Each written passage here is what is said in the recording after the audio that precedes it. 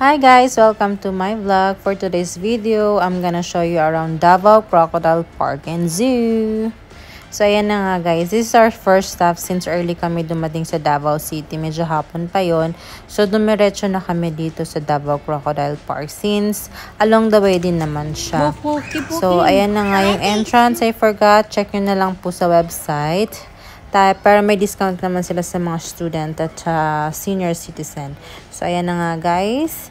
Ito yung mga animals nila inside the zoo. Medyo nag-enjoy yung mga bagets. Siyempre kasi hindi naman unusual nila ito nakikita everyday. So, ayan. Na-amaze sila sa mga animals. Usually sa books lang nila nakikita. So, ayan na nga. And